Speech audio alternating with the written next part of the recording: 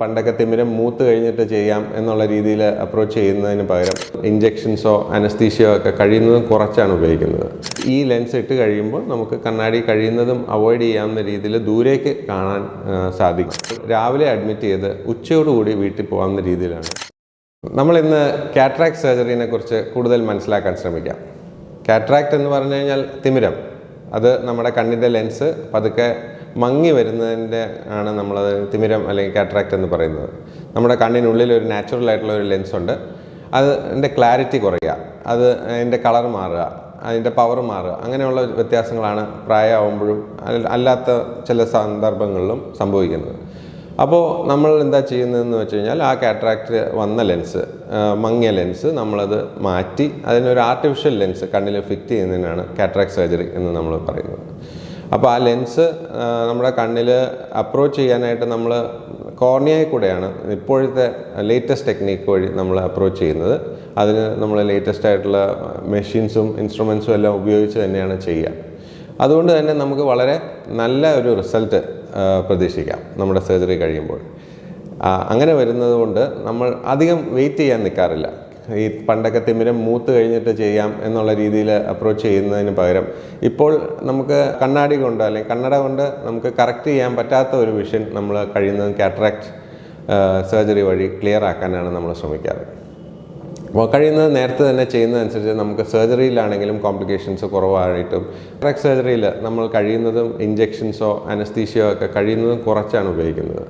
കഴിയുന്നത്ര സർജറീസ് നമ്മൾ just drops ഒഴിച്ച് മാത്രം മരവിപ്പിക്കുന്ന രീതിയിലാണ് നമ്മളിപ്പോൾ കാറ്ററാക്ട് സർജറി ചെയ്യുന്നത്. ഡ്രോപ്സ് ഒഴിച്ച് കഴിയുമ്പോൾ വളരെ നേരിയതായിട്ടുള്ള ഒരു നീഡിൽ ഹോൾ ഉണ്ടാക്കുന്ന രീതിയിൽ നമ്മൾ ബ്ലേഡ് ഉപയോഗിച്ച് നീഡിൽ ഹോൾ ഉണ്ടാക്കുകയും മെഷീൻ ഉപയോഗിച്ച് ഈ തിമിരം പുറത്തേക്ക് എടുക്കുകയാണ് ചെയ്യുന്നത്. തിമിരം വന്ന ലെൻസിൽ ചെറിയൊരു തുളയിട്ട് അവിടെ തിമിരത്തിൻ്റെ മെറ്റീരിയലെല്ലാം നമ്മൾ ഇമൾസിഫൈ ചെയ്യാമെന്ന് പറയും, അല്ലെങ്കിൽ പൊടിച്ച് ഒരു പാല് പോലെ ആക്കി എടുക്കുകയാണ് നമ്മൾ പ്രോസസ്സ് ചെയ്യുന്നത്. ഇതിൽ കഴിയുമ്പോൾ നമ്മൾ അതിലൊരു ആർട്ടിഫിഷ്യൽ ലെൻസ്, ഇതേ നേരിയ ഹോളിൽ കൂടെ തന്നെ ഇടാൻ പറ്റുന്ന രീതിയിലൊരു ആർട്ടിഫിഷ്യൽ ലെൻസ് ആയിരിക്കും നമ്മൾ ഇംപ്ലാന്റ് ചെയ്യുക. ഈ ലെൻസ് ഇട്ട് കഴിയുമ്പോൾ നമുക്ക് കണ്ണാടി കഴിയുന്നതും അവോയ്ഡ് ചെയ്യാവുന്ന രീതിയിൽ ദൂരേക്ക് കാണാൻ സാധിക്കണം. അങ്ങനെയാണ് നമ്മൾ കാൽക്കുലേറ്റ് ചെയ്തിടുന്നത്. ഇതിൻ്റെ റിക്കവറി പീരീഡ് എന്ന് പറയുന്ന ആദ്യത്തെ ഒരാഴ്ച നമ്മൾ വളരെ കെയർഫുൾ ആയിരിക്കണം. മൊത്തം ഒരു മാസം അല്ലെങ്കിൽ 1.5 മാസം കഴിയുമ്പോൾ എല്ലാ നോർമൽ ആക്ടിവിറ്റീസും നമുക്ക് റിസ്യൂം ചെയ്യാവുന്നതാണ്. ഈ കണ്ണിലിടുന്ന ആർട്ടിഫിഷ്യൽ ലെൻസ് പലതരത്തിലുണ്ട്. അതിൻ്റെ ഓരോ പ്രത്യേകതകളനുസരിച്ച് നമ്മുടെ കാഴ്ചയിലുള്ള ബ്രൈറ്റ്നസ്സോ കളർ കോൺട്രാസ്റ്റ് ഒക്കെ കുറച്ച് വ്യത്യാസങ്ങൾ വരും. അപ്പോൾ അതിൻ്റെ പ്രത്യേകതകൾ അനുസരിച്ച് ഈ ലെൻസിൻ്റെ റേറ്റ് വ്യത്യാസം വരാൻ സാധ്യതയുണ്ട്. അതിനനുസരിച്ചായിരിക്കും നമ്മുടെ സർജറിയുടെ റേറ്റും വരുന്നത്. ഈ ലെൻസുകളിൽ തന്നെ നമുക്ക് സാധാരണ ലെൻസുകൾ ഏറ്റവും ദൂരെ ഫോക്കസ് ചെയ്യാൻ പറ്റുന്ന ലെൻസുകളായിരിക്കും. ഏറ്റവും ദൂരെ ഫോക്കസ് ചെയ്തെങ്കിലും നമുക്ക് അടുത്തേക്ക് വരുന്നതനുസരിച്ച് കണ്ണാടിയുടെ ആവശ്യം വരും. ഇപ്പോൾ പല പുതിയ ആർട്ടിഫിഷ്യൽ ലെൻസുകളുണ്ട്. ആർട്ടിഫിഷ്യൽ ലെൻസുകളിൽ തന്നെ നമ്മൾ അടുത്തേക്ക് വന്നാലും വലിയ മങ്ങലില്ലാത്ത രീതിയിൽ കാണാൻ പറ്റുന്ന ലെൻസുകളുണ്ട്. പിന്നെയും കൂടിയ ലെൻസുകളിൽ നമുക്ക് ഏറ്റവും അടുത്ത് വന്നാലും വായിക്കാൻ പറ്റുന്ന രീതിയിലുള്ള ലെൻസുകളും ഉണ്ടാകും. ഇത് നമ്മുടെ പേഷ്യൻറ്റിന് സൂട്ടബിൾ ആയിട്ടുള്ളതും അല്ലെങ്കിൽ പേഷ്യൻറ്റിന് താല്പര്യമുള്ള രീതിയിലും നമുക്കത് ഡിസൈഡ് ചെയ്യാവുന്നതാണ്. ഇമ്പോർട്ടഡ് ലെൻസുകളും ഉണ്ട്, ഇന്ത്യൻ ലെൻസുകളും ഉണ്ട്. ഇപ്പോൾ ഉള്ള ഇന്ത്യൻ കമ്പനീസും എല്ലാ വെറൈറ്റി ലെൻസുകളും പ്രൊഡ്യൂസ് ചെയ്യുന്നുണ്ട്. ചില എസ്റ്റാബ്ലിഷ്ഡ് ആയിട്ടുള്ള ഫോറിൻ കമ്പനീസ് ഓൾറെഡി ഇത് പല രീതിയിലുള്ള ലെൻസുകൾ പ്രൊഡ്യൂസ് ചെയ്യുന്നുണ്ട്.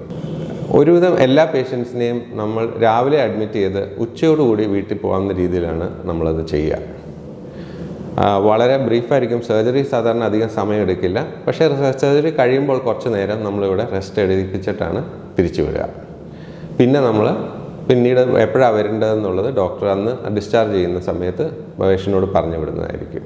ബാക്കി പ്രിക്കോഷൻസ് പലതും ഉണ്ട്. നമുക്ക് ആ സമയത്ത് ഓപ്പറേഷൻ കഴിയുമ്പോൾ തല കുളിക്കാൻ പാടില്ല, മുഖം നനയ്ക്കാൻ പാടില്ല, പുറത്തേക്ക് പൊടിയുള്ള സ്ഥലത്തേക്ക് പോകാൻ പാടില്ല, അങ്ങനെയുള്ള പ്രിക്കോഷൻസും ഉണ്ടാവും. ഈ പ്രിക്കോഷൻസ് എല്ലാം നമ്മൾ ഡിസ്ചാർജ് ചെയ്യുമ്പോൾ വിശദമായിട്ട് പറഞ്ഞാണ് വിടുക. മരുന്നുകൾ യൂഷ്വലി ഒരു 1.5 മാസത്തോളം അല്ലെങ്കിൽ അതിൽ കൂടുതൽ ഓരോ പേഷ്യൻസിൻ്റെ ആവശ്യം അനുസരിച്ച് നമുക്ക് മരുന്നുകൾ ഒഴിക്കേണ്ടതായിട്ട് വരും. മിക്കവാറും സമയങ്ങളിൽ നമ്മൾ തുള്ളിമരുന്നുകൾ മാത്രമേ ഉണ്ടാവുള്ളൂ. നമ്മൾ ടാബ്ലറ്റ്സോ അങ്ങനത്തെ കാര്യങ്ങളൊന്നും ഇതിൻ്റെ ആവശ്യം വരാറില്ല. സ്പെഷ്യൽ കേസുകളിൽ നമുക്ക് ചിലപ്പോൾ മറ്റ് ഡോക്ടർമാരുടെ ഫിറ്റ്നസ് ആയിട്ടോ മറ്റ് അസുഖങ്ങളുള്ള പേഷ്യൻസിന് നമുക്ക് സേഫായിട്ട് ചെയ്യാൻ പറ്റുന്നുണ്ടോ ഇല്ലയോ എന്നുള്ളതും കൂടെ നമ്മൾ കൺസിഡർ ചെയ്യണം. കാറ്ററാക്ട് സർജറി യൂഷ്വലി ഒരേ സിറ്റിങ്ങിൽ 2 കണ്ണും ചെയ്യാറില്ല. അതിൽ സ്പെഷ്യൽ കേസസ് ഉണ്ടെങ്കിൽ, അത്യാവശ്യം ഉണ്ടെങ്കിൽ മാത്രമേ നമ്മൾ അങ്ങനെ ചെയ്യാറുള്ളൂ. കഴിയുന്നതും മിനിമം ഒരാഴ്ച ഗ്യാപ്പിലാണ് ഞാൻ യൂഷ്വലി കാറ്ററാക്ട് സർജറീസ് ചെയ്യാറ്. ഒരു കണ്ണ് ചെയ്ത് കഴിഞ്ഞ് അതിന് കുഴപ്പമൊന്നുമില്ല എന്ന് ഉറപ്പ് വരുത്തിയിട്ട് മറ്റേ കണ്ണ് ചെയ്യാനാണ് ഞാൻ താല്പര്യപ്പെടുന്നത്.